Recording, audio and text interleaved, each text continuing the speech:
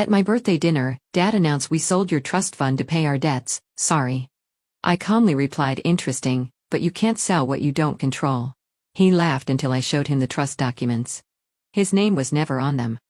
The private dining room at Lou Bernardine buzzed with animated conversation as my family gathered around the elegantly set table for my 30th birthday celebration. 26 people had assembled: parents, siblings, aunts, uncles, cousins and their spouses, all dressed in their finest attire for what they considered one of the year's most important family gatherings. The restaurant's soft amber lighting reflected off Waterford crystal glasses filled with Dome's Perignon, and the intoxicating aroma of seared scallops and truffle risotto wafted from the kitchen's direction. "Happy birthday, sweetheart," Mom said warmly, raising her champagne flute with a graceful gesture. 30 years old.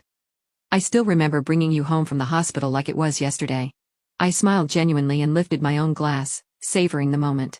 "Thank you, Mom. Time really does fly when you're surrounded by people you love." My older brother Daniel, 34, adjusted his perfectly tailored Armani tie and flashed his practice courtroom smile. "30's when real life actually begins, Sophia. Time to get serious about building your future and making some real money." Speaking of making money, my younger sister Emma, 27, added with a musical laugh that carried across the room, "When are you finally going to stop playing around with that adorable little non-profit work and get yourself a real job? You could easily be pulling down 6 figures in corporate environmental law, just like Daniel does in mergers and acquisitions." The table erupted in gentle familial laughter that felt warm but somehow patronizing. To everyone present, I was Sophia Reed, the idealistic, slightly naive daughter who'd chosen to work at a small environmental nonprofit called Green Harbor Alliance, instead of following the well-established family tradition of pursuing high-powered, lucrative careers in business, law or real estate development.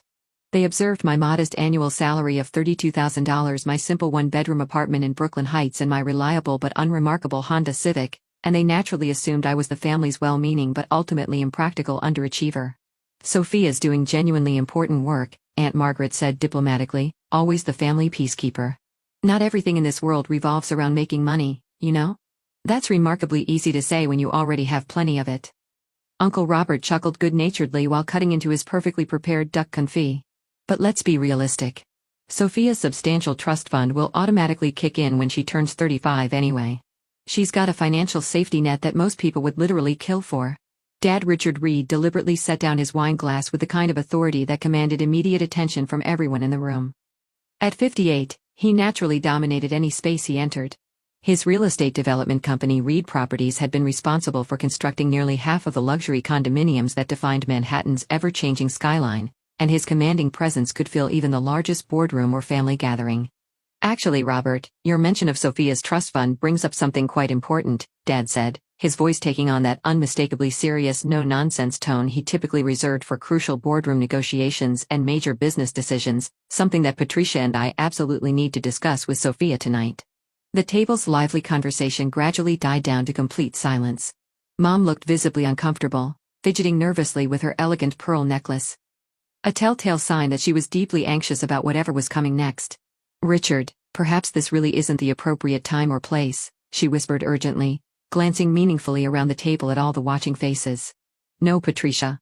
Sophia deserves to know the truth, and frankly, everyone here needs to understand the gravity of our current situation." Dad turned to face me directly, his expression grave and businesslike. "Sweetheart, there's absolutely no easy or gentle way to say what I need to tell you. We've been forced to make some extraordinarily difficult financial decisions recently." My stomach tightened involuntarily, but I maintained my calm, neutral expression. Years of family gatherings had taught me the critical importance of controlling my reactions during emotionally charged moments. "What specific kind of decisions are we talking about?" I asked evenly, keeping my voice steady. Daniel immediately leaned forward, his razor-sharp lawyer instincts fully activated. "Dad, what exactly is going on here? You're making this sound quite serious. The Riverside Development Project has encountered some absolutely catastrophic complications," Dad explained heavily, referring to his latest and most ambitious commercial real estate venture. "We're facing multiple environmental lawsuits, endless permit delays, massive cost overruns and supply chain disasters. We're currently looking at a $20 million shortfall minimum." Uncle Robert whistled low and long. "$20 million? Richard, that's not just serious, that's potentially company ending." "It absolutely is. And unfortunately, we've been forced to liquidate several major family assets to cover the mounting debts and legal fees." Dad's eyes met mine directly across the canne roulette table. "Sophia, we've had to sell your trust fund to pay our debts." I'm genuinely sorry, but it was literally our only viable option to save everything else. The room fell into such complete silence that I could clearly hear the soft jazz piano playing in the restaurant's main dining room and the distant rhythmic clink of dishes being washed in the kitchen. Emma gasped audibly, her hand flying to her mouth. Dad, you actually sold Sophia's entire inheritance? Her whole financial future. We didn't have any other realistic choice, Mom said quickly, her voice tight with stress. Our lawyers thoroughly reviewed all our options and concluded it was the only way to protect the family's remaining assets from complete destruction. Daniel's normally confident face had gone completely pale. Dad, that trust fund was worth $15 million, that represented Sophia's entire future security, her safety net, her independence. I know exactly what it was worth, Daniel, Dad replied with firm conviction. But it was infinitely better to sacrifice one family member's trust fund than to allow our entire family legacy to crumble into nothing. Sophia is still young and resilient, she can rebuild her life from scratch. The rest of us simply don't have that luxury of time. Aunt Margaret looked absolutely horrified, her elegant composure cracking. Richard, that money came directly from your father's estate when he passed away. It was specifically designated and legally protected for Sophia's future well-being. And now it's protecting our family's present survival, Dad stated with absolute finality. Sophia, I fully realize this is incredibly difficult news to receive on your birthday celebration, but you needed to know the truth. All the legal papers were signed and filed yesterday afternoon. I took a slow, deliberate sip of my champagne, carefully processing the situation while maintaining my composure. Around the table, my family members were staring at me with complex mixtures of genuine sympathy, shock, guilt, and intense curiosity about how I would react to this devastating news. That's quite interesting, Dad, I said calmly, setting down my crystal glass with perfect control. But there's one rather significant problem with your entire plan. What do you mean by that? I reached into my designer purse and pulled out a thick leather portfolio that I'd brought specifically for this moment. You fundamentally cannot sell what you don't actually control. Dad laughed, but the sound came out forced and uncomfortable. Sophia, honey, I genuinely appreciate your optimism and fighting spirit, but the legal documents have already been signed, notarized, and filed. The trust fund is completely gone. Actually, it's not gone at all. I opened the portfolio methodically and removed a comprehensive set of official documents. Because the trust fund you believe you sold yesterday never actually existed in the first place. The confusion spreading across Dad's face was almost comical in its completeness. What are you talking about? That's impossible. I handed him the documents with steady hands. These are the real authentic trust documents, Dad. The ones that were actually filed with the state of New York when Grandpa died 8 years ago. Daniel, ever the meticulous attorney, immediately reached for the papers with professional intensity. His eyes widened dramatically as he scanned the dense legal text. Dad, these official documents clearly show Sophia as the sole trustee and primary beneficiary. Your name doesn't appear anywhere on these legal filings. That's completely impossible, Dad insisted, grabbing the documents from Daniel's hands. I'm the designated executor of my father's entire estate. I control all the family trusts, investments, and financial accounts. You control most of them, I corrected gently. But definitely not mine. Mom was staring at the papers over Dad's shoulder, her face growing increasingly pale. Richard, she's absolutely right. This shows a completely different legal structure than what we discussed extensively with our lawyers. I pulled out my phone and opened my secure banking application. The trust fund you think you sold yesterday? That was actually a decoy account I created 3 years ago when I first realized you might eventually try something exactly like this. It contained precisely $50,000, just enough to make the paperwork look completely legitimate to casual observation. A decoy account? Emma asked, completely bewildered by this revelation. I opened it at the same bank with deliberately similar account numbers, and occasionally let you see monthly statements when you visited my apartment. You automatically assumed it was the real trust fund because that's exactly what you expected to see, and I never corrected your assumption. Dad's face was rapidly turning red with a mixture of embarrassment and anger. Sophia, that's fraud. You can't legally create fake financial accounts to deceive your own family. It wasn't fake in any way, Dad. It was a completely real account containing real money that I earned and deposited myself. I just never explicitly told you it wasn't the only account I possessed. I scrolled to another screen on my phone with practiced efficiency. This is the actual trust fund that Grandpa established. I held up the phone so every person at the table could clearly see the balance displayed. $847,326,450. The silence that followed was so profound it felt almost physical. Uncle Robert choked on his wine, coughing violently. Sophia, that display says $847 million. That can't possibly be correct. $847,326,450. To be completely precise, the original $15 million inheritance has been, shall we say, actively and strategically managed over the past 8 years. Daniel was staring at the phone screen like he was witnessing a supernatural phenomenon. Sophia, how is that level of growth even remotely possible? Even the most aggressive investment returns can't realistically turn 15 million into 800 million in just 8 years. You're absolutely correct. They can't when you're simply investing passively. But they definitely can when you're not just investing but actively building and creating value. I put my phone away and pulled out additional documents from my portfolio. I've spent the past 8 years creating something I believe Grandpa would be genuinely proud of. I handed Daniel a corporate filing document. Read Environmental Holdings. I'm the founder, CEO, and sole owner. Emma was reading over Daniel's shoulder, her eyes growing wider with each line. Sophia, this shows you own renewable energy companies across 12 different states. Solar farms, wind installations, geothermal projects, advanced water purification systems, and cutting-edge battery storage facilities. Everything I learned working at that supposedly little nonprofit actually helped me develop a comprehensive understanding of the environmental technology market and its enormous potential. Aunt Margaret was examining another document with intense focus. This shows you own the patents for some kind of revolutionary water filtration system? 17 different patents actually, plus 12 pending applications.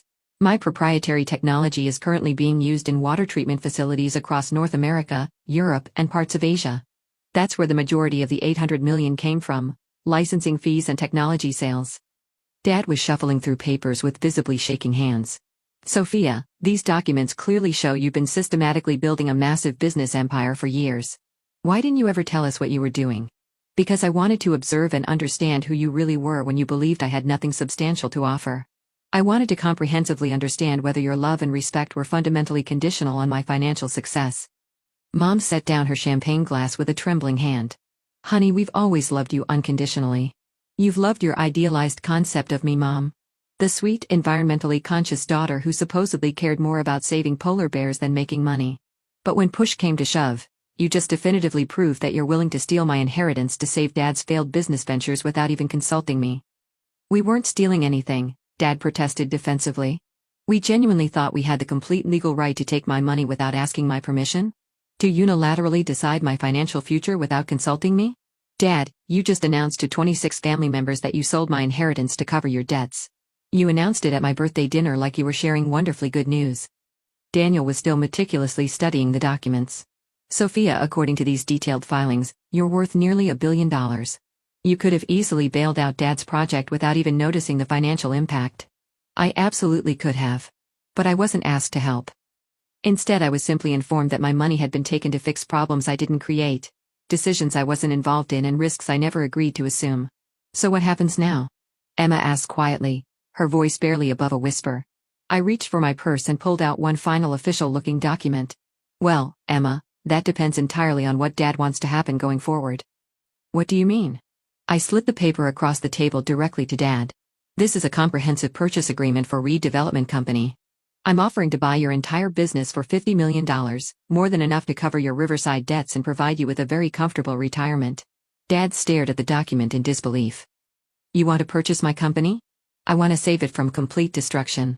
Your environmental lawsuits are happening because you're using outdated construction methods and completely ignoring modern sustainability requirements. I can fix those problems efficiently. And if I don't want to sell to you? I shrugged casually.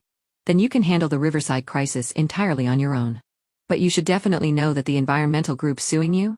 They're using my patented water purification technology to scientifically prove that your construction methods are contaminating the local watershed. Uncle Robert leaned back in his chair, his expression shifting to amazement. Sophia, are you saying you're behind the environmental lawsuits that are currently bankrupting your father? I'm saying that I financially support organizations that protect the environment from harmful development practices. If Dad had consulted me before starting Riverside, I could have helped him design a completely sustainable project that would have avoided all these expensive legal problems. Mom was looking at me like she'd never seen me before in her life. Sophia, I don't understand any of this.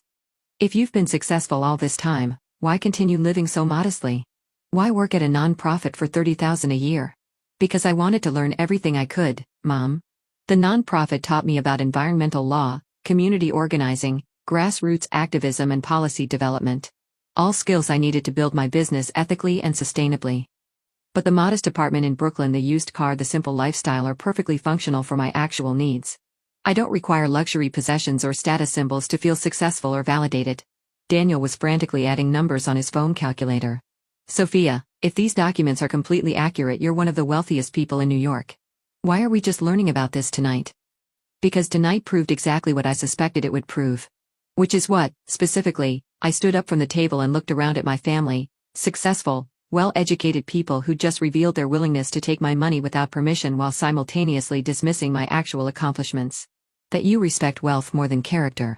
That you value financial success more than personal integrity. And that you're willing to betray family loyalty when money is involved. The accusation hung in the air like heavy smoke. Several family members looked down at their plates, unable to meet my steady gaze. That's not fair, Dad said quietly, his voice lacking its usual conviction. Isn't it completely fair? Dad, you've been struggling with Riverside for 6 months. In all that time, did you ever once ask for my help? Did you ever consider that your daughter who works in environmental protection might have valuable insights about environmental lawsuits? We thought you were we didn't realize you had serious business experience. You didn't ask. You saw my job title and my lifestyle and made assumptions. Then when you desperately needed money, you decided to take mine without consultation. Emma was crying softly, tears streaming down her cheeks. Sophia, we're so sorry. We didn't know. I know you didn't know about the money, Emma. But you absolutely knew it was morally wrong to sell someone's inheritance without their permission. You all knew that and you went along with it anyway. Uncle Robert cleared his throat uncomfortably. Sophia, what can we do to make this right? I sat back down and reached for the purchase agreement. We can start over. Completely honestly this time. What does that mean practically? It means Dad can sell me his company and I'll transform it into a leader in sustainable development. It means Daniel can join my legal team and learn about environmental law. It means Emma can run my community outreach programs and make a real difference. And if we don't want to work for you? Daniel asked. Then you don't. But you also don't get to pretend that tonight didn't happen. You don't get to act like trying to steal my inheritance was just a misunderstanding. Dad was staring at the purchase agreement with intense focus. $50 million, that's your final offer. It's a completely fair price for a company with $20 million in debt and multiple ongoing lawsuits. But the offer expires at exactly midnight tonight. Why midnight? Because I have a meeting tomorrow morning at 9 a.m. with the Riverside investors. They're interested in funding a complete redesign of the project using sustainable construction methods. Mom gasped. You're going to work with them directly? If Dad doesn't want to partner with me, then absolutely yes. I'll help them build something environmentally responsible on that land. With or without redevelopment company's involvement. The table fell silent except for the soft sounds of the restaurant around us. Distant conversations, gentle music, the subtle clink of silverware on china. I could see my family members processing the reality that their supposedly underachieving daughter was actually their most successful member, and that she held their financial future completely in her hands. Sophia, Dad said finally, his voice heavy with emotion, I owe you a profound apology. We all do.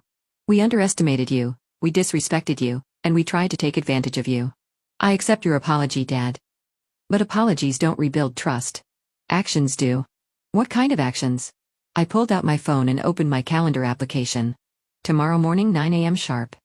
My office in the Reed Environmental Building. You can see what I've actually built over the past 8 years. Then we can decide whether we're going to work together or separately going forward. The Reed Environmental Building? Emma asked with surprise. The 30-story glass tower on the west side with the vertical gardens and solar panels covering the entire facade. Daniel's mouth fell open. Sophia, you own that building? That's one of the most innovative and talked about commercial structures in the city. I designed it personally. Architecture was my minor in college, remember? You all said it was a complete waste of time. Uncle Robert was shaking his head in pure amazement. Sophia, we've been driving past your building for 3 years. How did we not know it belonged to you? Because you never asked what I was working on. You just assumed my non-profit job was the complete extent of my ambitions. I stood up again and gathered my documents methodically. I'm going home to prepare for tomorrow's meetings. Dad, if you want to sell redevelopment, the signed agreement needs to be delivered to my office by 11 p.m. tonight. And if I sign it? Dad asked. Then we start building something better together. Your experience in construction, my technology and environmental expertise, Daniel's legal skills, Emma's community connections. We could create the most innovative sustainable development company on the entire East Coast. And if I don't sign it? Then Right Development handles its problems alone, and I work with your former investors to build something completely new. Either way, Riverside gets built correctly this time. I walked around the table kissing family members goodbye as I passed. Thank you all for coming to my birthday dinner. It's been genuinely educational. As I reached the door, Dad called out, Sophia? Yes. The trust fund. The real one. Have you been supporting environmental causes with it? I smiled warmly. Dad, I've been supporting causes that Grandpa believed in passionately. He always said that REIT money should be used to build a better world, not just bigger bank accounts. And tonight I learned that some people are worth investing in and others aren't. Tomorrow we'll find out which category you fall into. The car ride home to Brooklyn gave me ample time to process the evening's dramatic events. My phone buzzed continuously with incoming text messages. Daniel, I've been researching your patents online. Sophia, what you've accomplished is absolutely incredible. I'm genuinely sorry for how we treated you. Emma, I can't stop crying.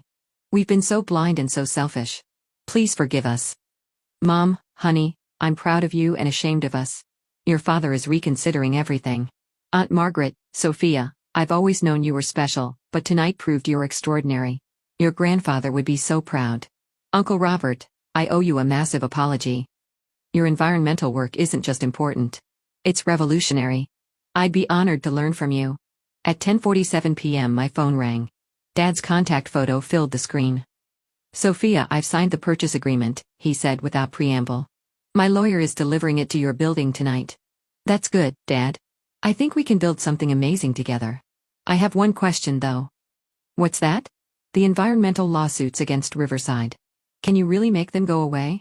I smiled as I pulled into my apartment building's parking garage. The building I'd purchased and converted to affordable housing for nonprofit workers and environmental activists. Dad, when you own the technology they're using to measure water contamination, and when you have patents for the systems that can fix the problems, making lawsuits go away becomes much easier. You've been playing chess while we've been playing checkers, haven't you? I've been playing the long game, Dad. And tomorrow we start playing it together. That night, I sat in my modest apartment. My deliberately modest apartment that kept me grounded while I built an empire and planned our family's future. Sustainable development projects that could showcase Dad's construction expertise while protecting the environment. Legal strategies that could utilize Daniel's skills while advancing environmental justice. Community programs that could channel Emma's passion while building public support for green technology. For 8 years, I'd been the family's invisible environmental guardian. Starting tomorrow, I'd be their visible partner, teacher, and collaborator. The family that had tried to steal my inheritance on Sunday would be starting their real inheritance, a legacy of environmental responsibility and sustainable success, on Monday. And for the first time in years I was excited to see what we could build together.